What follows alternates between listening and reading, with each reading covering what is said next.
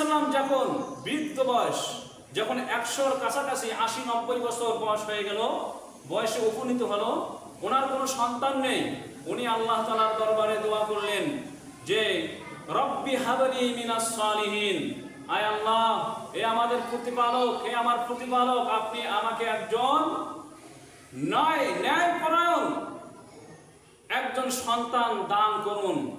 যখন এভাবে দোয়া করলেন, তখন মহান রব্বুল আলামিন ওনার দোয়াকে কবুল করে আল্লাহ তাআলা তাকে সুসংবাদ দান করলেন। ফাবাশশারনাহু বিগুলামিন আযীম। আল্লাহ রাব্বুল আলামিন বললেন যে ইব্রাহিমের দোয়া আমি কবুল করলাম এবং ইব্রাহিমকে আমি একটি সহনশীল, স্থির, বুদ্ধিমান সন্তান সম্পর্কে আমি সুসংবাদ দান করলাম। যখন সুসংবাদ দান করলাম, বাচ্চা যখন তাদের কাছে চলে আসলো, ওই বাচ্চা যখন ফালাম্মা বালাগু মা'আহুস সা'য়া ক্বালা ইয়া বুনাইয়া ইন্নী ফিল মানামি আন্নী আযবাহুকা ফানজুর মাযা তারা, ওই শিশুটি যখন এমন একটি সময় বয়সে উপনীত হলো, যে সময়টা তার পিতা হযরত ইব্রাহিমের সঙ্গে চলাফেরা করতে পারেন, এরকম একটি বয়সে উপনীত হলেন।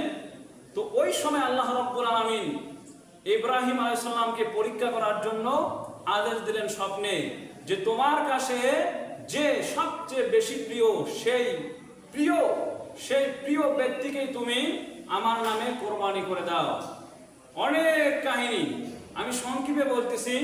এক পর্যায়ে হযরত ইব্রাহিম আলাইহিস সালাম বুঝতে পারলেন যে আমার নিকটে আমার সন্তানই সবচেয়ে বেশি প্রিয়, সুতরাং আমার সন্তানকে আল্লাহ তাআলা কোরবানি দিতে আমাকে নির্দেশ দিয়েছেন।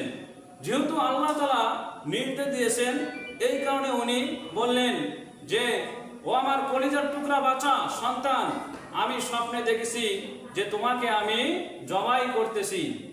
তখন ইব্রাহিম আলাইহিস সালাম তার সন্তানকে লক্ষ্য করে বললেন ফানজুর মাযা তারা, এই বিষয়ে তোমার অভিমত কি, তুমি কি বলো? আমাকে তো স্বপ্নে আল্লাহ তাআলা এগুলি বলছেন, এখন তুমি কি করবে বলো। তখন হযরত সাইয়েদনা ইসমাঈল আলাইহিস সালাম তার বাবাকে বললেন যে ইয়া আবাতি ফাআল মা তুমার, ইয়া আবাতি ফাআল,